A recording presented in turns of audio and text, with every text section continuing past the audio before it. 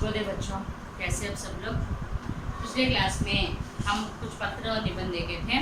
अभी page number 255 निकालिए। बिहार यात्रा पर जाने के लिए पैसे व अनुमति मांगते हुए पिताजी के नाम पत्र लिखिए। సో బిహార్ యాత్రకు వెళ్ళడానికి మనీ అడుగుతూ ఇంకా పర్మిషన్ అడుగుతూ మీ ఫాదర్కి లెటర్ రాయాలంట. సో లెటర్ రాసేటప్పుడు స్థానం దినాంకం కంపల్సరీగా ఉండాలి. సో స్థాన దినాంకం. సో ఇది ఔపచారిక వదనాలి అని పెట్టి డేట్ 6/10/20 ఫుల్ స్టాప్. సో ఇక్కడ మనం ఫాదర్కి రాస్తున్నాం కాబట్టి ఎలా రాయాలి? ఔపచారిక పత్ర, అనౌపచారిక పత్ర కాబట్టి ఇది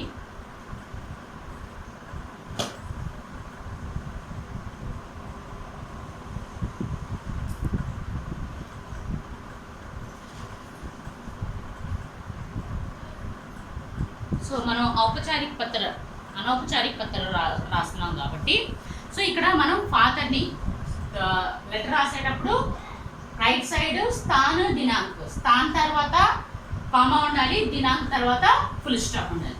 సో ఇక్కడ మనం అనౌపచారిక పత్ర రాస్తున్నాం కాబట్టి ఇక్కడ పితాజీకో పత్ర రాస్తున్నాం కాబట్టి ఏ విధంగా సంబోధించాలి? పూజ్య పితాజీ, పూజ్య పితాజీ కామా सादर प्रणाम, सादर प्रणाम फुल स्टॉप. చూడండి దాని కింద मैं यहाँ कुशल हूँ. సో మనం అనౌపచారిక పత్ర రాసేటప్పుడు 3 పారాగ్రాఫ్స్ లో విభజించుకోవాలి. ఫస్ట్ ఏమో ఇక్కడేమో కుశల సమాచారం, ఫస్ట్ కుశల సమాచారం, నెక్స్ట్ విషయ తర్వాత ఉపసంహారం, కంక్లూజన్. फर्स्ट कुशल समाचार అంటే मैं यहाँ कुशल हूँ, आशा करता हूँ कि आप भी वहाँ कुशल होंगे. తర్వాత విషయం మనం దేనికి ఏ విషయం రాస్తున్నాము? వాళ్ళ స్కూల్ నుండి విహార్ యాత్రకు వెళ్తున్నారు, మనీ అడుగుతూ ఇంకా పర్మిషన్ అడుగుతూ లెటర్ రాయాలి. సో ఇక్కడ చూడండి, मैं यहाँ कुशल हूँ, आशा करता हूँ कि आप भी वहाँ सकुशल है, मैं अच्छी तरह पढ़ रहा हूँ. సో నేను ఇక్కడ హ్యాపీగా ఉన్నాను, మీరు కూడా అక్కడ హ్యాపీగా ఉన్నారని అనుకుంటున్నాను. నేను ఇక్కడ చాలా బాగా చదువుకుంటూ ఉన్నాను. हाँ पिताजी, हमारी पाठशाला के 8वीं कक्षा के सारे छात्र बिहार यात्रा पर जाने वाले हैं. आप कृपया मुझे भी जाने की अनुमति देते हुए इसके लिए 500 भेजने की प्रार्थना कर रहा हूँ. पिताजी, हमारे पाठशाला में అంటే మా స్కూల్లో చాలా మా 8th క్లాస్ స్టూడెంట్స్ అందరం కలిసి విహార్ యాత్రకి వెళ్తూ ఉన్నాము. మీరు కూడా దయచేసి నాకు వెళ్ళటానికి పర్మిషన్ ఇస్తూ ఇంకా దానికోసం మనీ 500 పంపించవలసిందిగా రిక్వెస్ట్ చేయడం. అదైనా సో అక్కడ వాళ్ళ ఫాదర్ని పర్మిషన్ అడుగుతున్నారు, ఇంకా మనీ కూడా అడుగుతున్నారు. సో ఇక్కడ మా క్లాస్లో అందరూ 8th క్లాస్ వాళ్ళందరూ కలిసి విహార్ యాత్రకు వెళ్తున్నారు, మీరు కూడా నాకు పర్మిషన్ ఇవ్వండి, ఇంకా అక్కడికి వెళ్ళటానికి మనీ 500 పంపించండి అని రిక్వెస్ట్ చేస్తూ అడుగుతున్నాం.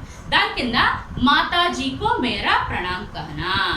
సో మీ తల్లికి నమస్కారం చెప్పి మధ్యలో ధన్యవాదాలు రాసి ఆ తర్వాత మనం ఇక్కడ ఎవరికి రాస్తున్నాము? ఫాదర్ రాస్తున్నాం కాబట్టి మిమ్మల్ని ఏ విధంగా చూసుకుంటాం, ఏ విధంగా సంబోధిస్తాం?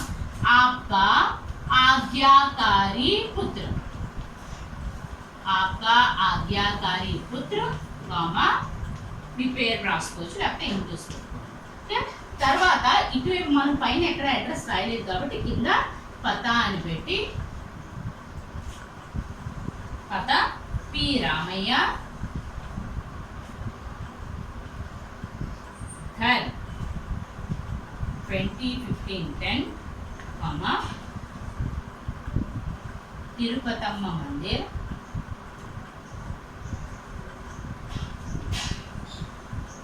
తిరుపతమ్మ మందిర్ వీధి,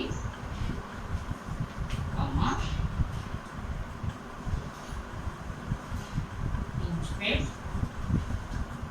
విజయవాడ. సో పతా రాసి కామాలు ఫుల్ స్టాప్లన్నీ కూడా జాగ్రత్తగా చూసుకోవాలి. ఓకే, మా అర్థమైందా? సో ఇక్కడ చూడండి, ఒకసారి మళ్ళీ చదువుతాను జాగ్రత్తగా. పూజ్య పితాజీ, सादर प्रणाम, मैं यहाँ कुशल हूँ, आशा करता हूँ कि आप भी वहाँ कुशल है, मैं यहाँ अच्छी तरह पढ़ रहा हूँ. हाँ पिताजी, हमारी पाठ पाठशाला के 8वीं कक्षा के सारे छात्र विहार यात्रा पर जाने वाले हैं। आप कृपया मुझे भी जाने की अनुमति देते हुए इसके लिए 500 रुपये भेजने की प्रार्थना कर रहा हूँ। माता जी को मेरा नमस्कार, धन्यवाद सहित आपका आज्ञाकारी पुत्र पी बसवन्ना गुडिवाड़ा। पता पी रामయ్య, घर 2015-10 తిరుపతమ్మ మందిర్ వీధి, ఇంచ్పేట్, విజయవాడ. ఓకే అమ్మా, ఇది లెటర్. నెక్స్ట్ నిబంధన చూడండి.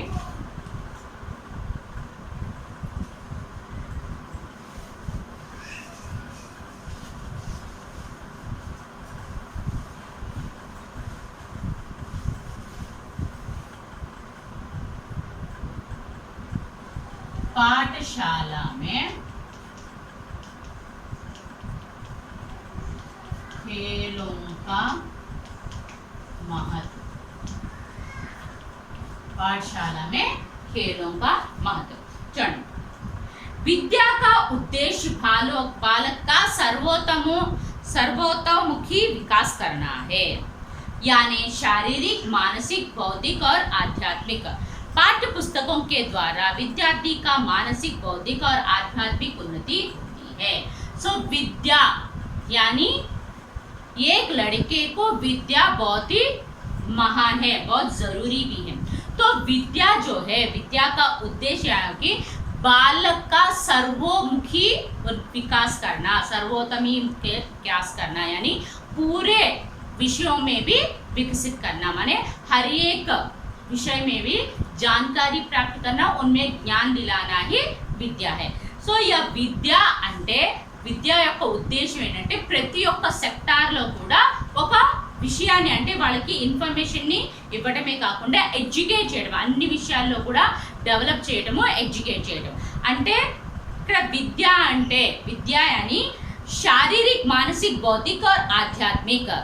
अंटे विद्या अंटे शारीरिक यानी अपने शरीर के संबंधित, मानसिक यानी मन से संबंधित, बौद्धिक यानी हमारे समाज के संबंधित, आध्यात्मिक यानी हमारे दैव के संबंधित. సో ఇక్కడ మన శరీర శారీరకంగా, మానసికంగా, బౌద్ధికంగా ఇంకా ఆధ్యాత్మికంగా భగవంతుని వైపు నుండి కూడా మనకి చాలా అవసరం. पाठ्य पुस्तकों के द्वारा विद्यार्थी का मानसिक, बौद्धिक और आध्यात्मिक उन्नति होती है.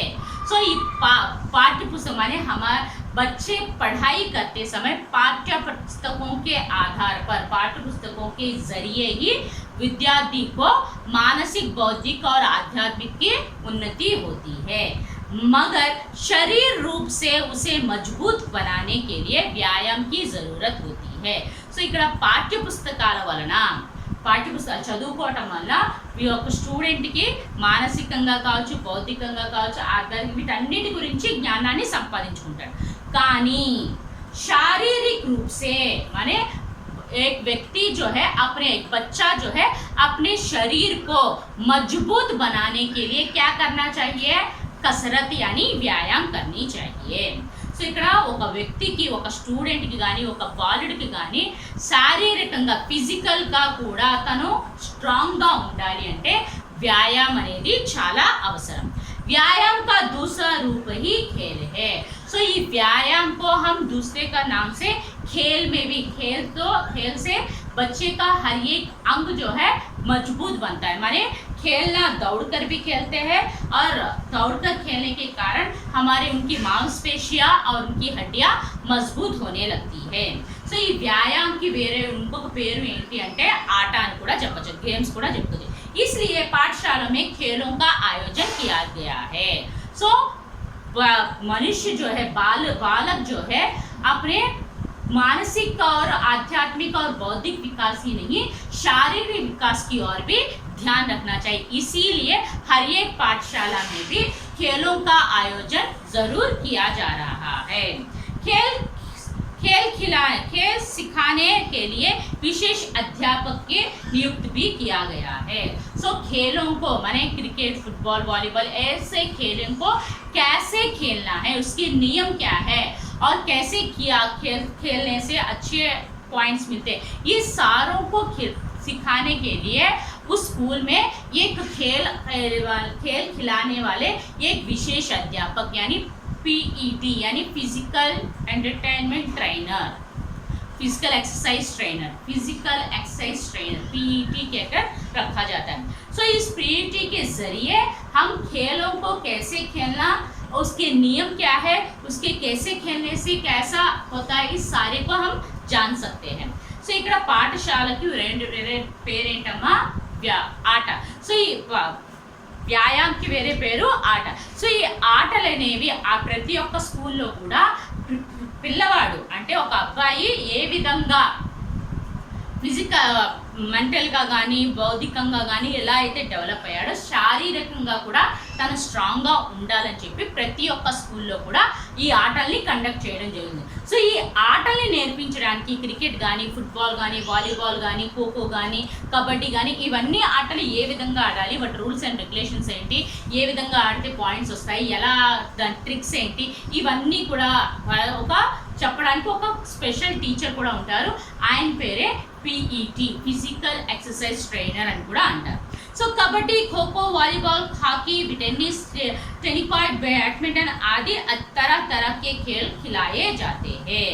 सो इस पीईटी जो है विशेष अध्यापक जो है kabaddi, hockey, volleyball, tennis, tenikoit, badminton आदि खेल को खिलाए जाते हैं. माने ये सारे खेलों को खिलाना, कैसे खेलना है सिखाते हैं पीईटी. सो ये पीईटी ఆయన కబడ్డీ, ఖోఖో, ఫుట్బాల్, క్రికెట్ ఇవన్నీ ఆటలు ఏ విధంగా ఆడాలి, వాటి రూల్స్ ఏంటి, సో ఎలా ఆడాలి, ఇవన్నీ కూడా వాళ్ళు టీచ్ చేయడం జరుగుతుంది. इससे विद्यार्थी मजबूत बनता है. तो ये सारे खेल खेलने से उस विद्यार्थी के, उस बालक के मांसपेशियां और हड्डियां जो है बहुत ही मजबूत बनता है और उत्साह बढ़ता है. उनमें एक तरह की जोश पैदा होती है. खेल खेलते समय उस खेल में विजय पाने के लिए, उस खेल को अच्छी तरह से खेलने के लिए उनमें एक तरह का उत्साह और उल्लास पैदा होता है. और उनका खून भी क्या होता है, पूरे दौड़ने के कारण, एक्सरसाइज और खेलने के कारण उनके सर से लेकर पैर तक खून जो है, रक्त जो है, बहाव जो है अच्छी तरह फ्लो होता रहता है और उनका खून भी साफ होता है. पढ़ाई में भी मन लगा सकते हैं. तो खेलने के बाद उनका मन जो है, उनका मस्तिष्क जो है बहुत ही फ्रेश होने लगता है और खेलने के बाद उनका मन जो है पढ़ाई में भी लगा सकते हैं. సో ఈ టీచర్ అనేవాడు ఈ ఆటలన్నీ కూడా నేర్పించి ఏ విధంగా ఆడాలో నేర్పించడం వల్ల ఆ పిల్లవాడు ఫిజికల్గా కూడా తను స్ట్రాంగ్ అవుతుంది. తన మాంస్పేషియా కానీ, తన ఫ్లెష్ కానీ, లేకపోతే ఇంకా తన బోన్స్ కానీ అన్నీ కూడా స్ట్రాంగ్ అవుతూ ఉంటాయి. తన అలా ఆడటం వల్ల తనలో ఒక ఉత్సాహం, ఒక జోష్ అనేది వస్తుంది. ఇంకా వాళ్ళు ఆడటం వల్ల బాడీ హెడ్ దగ్గర నుంచి కాలు వరకు ఉన్న బ్లడ్ ఫ్లో కూడా సరిగ్గా జరుగుతుంది. ఇంకా వాళ్ళకి బ్లడ్ కూడా ప్యూరిఫై అవ్వడం జరుగుతుంది. నెక్స్ట్ ఈ ఆటలు ఆడటం వల్ల ఆట ఆడిన తర్వాత వాళ్ళ మనసు చదువు మీద కూడా లగ్నం చేయగలరు. अगर विद्यार्थी बलहीन और बीमारग्रस्त होता है तो वो पढ़ाई में मन लगा नहीं सकता. अगर वो खेलना, वो एक बालक मान कोई भी बालक खेलों के बिना पढ़ाई में मन लगाना बहुत ही मुश्किल होता है. और बलहीन हो तो और बीमारग्रस्त हो भी वो पढ़ाई पर मन नहीं लगा सकता. సో ఏ స్టూడెంట్ అయినా సరే బలహీనంగా ఉన్నా, వ్యాధులు ఎలా ఏమైనా డిసీజెస్ ఉన్నా తన ఇంట్రెస్ట్ అనేది చదువు మీద పెట్టలేడు. సో వాడు వీక్గా ఉండటం వల్ల చదువు మీద కాన్సన్ట్రేషన్ కూడా ఉండదు. సో పढ़ाई में सब बच्चे में पीछे पड़ता है. సో అలా బలహీనంగా ఆటల్లో పార్టిసిపేట్ చేయని వ్యక్తి అందరూ కూడా ఎప్పుడు కూడా వెనకుంటూ ఉంటారు. స్వాస్థ్య शरीर ही स्वास्थ्य मन का वास होता है. सो हमें एक कहावत पता है, वह है स्वस्थ तन में स्वस्थ मस्तिष्क का निवास होता है. Body healthy body in healthy read అంటారు. సో ఒక ఆరోగ్యమైన శరీరంలో ఒక ఆరోగ్యమైన మనసు అనేది నివాసం ఉంటుంది అని. సో ఈ सूक्ति की दृष्टि से सरकार दृष्टि में रखकर पाठशाला में खेलों के लिए स्थान दिया गया है.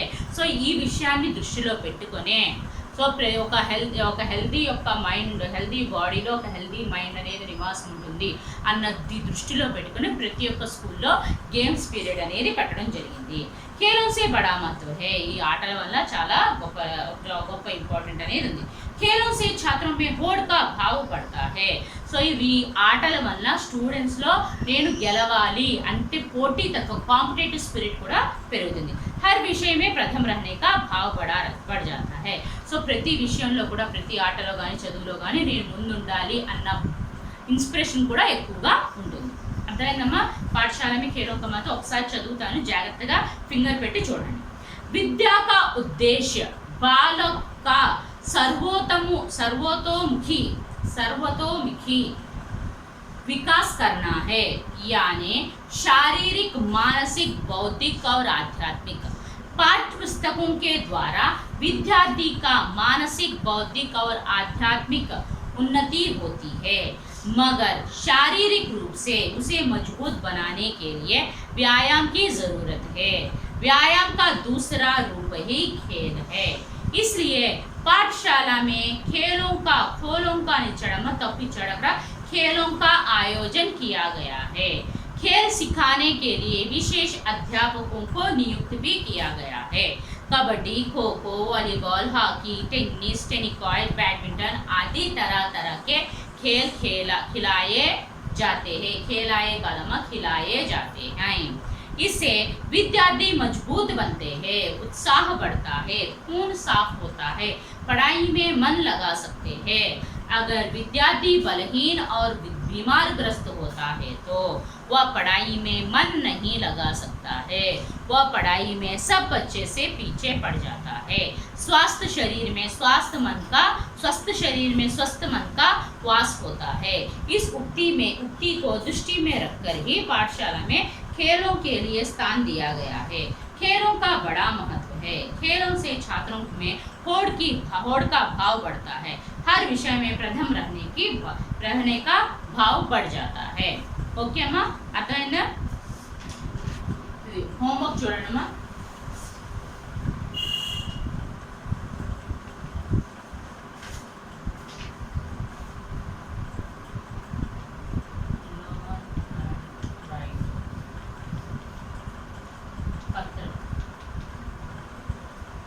Page number 255, 15th letter.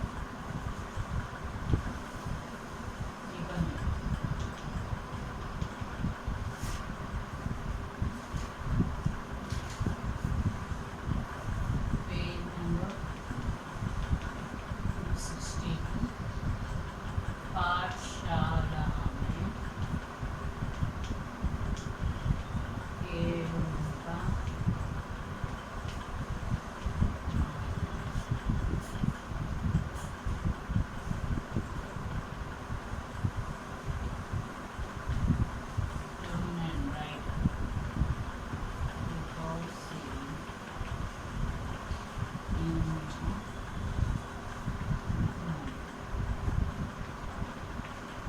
Okay అమ్మా. పత్ర ఏమో 255లో 50 అంటే పితాజీ కో పత్ర, నిబంధన ఏమో 260లో పాఠశాల మే ఖేలోं का महत्व. ఈ రెండు కూడా ఒక లెటర్ ఒక నిబంధన చదివి చూడకుండా మీ నోట్బుక్స్ లో రాయండి. ఓకే అమ్మా. నెక్స్ట్ క్లాస్ లో రిమైనింగ్ ఒక న్యూ పత్ర న్యూ నిబంధన చెప్పుకుందాం. ఓకే అమ్మా, థ్యాంక్ యూ, బాయ్.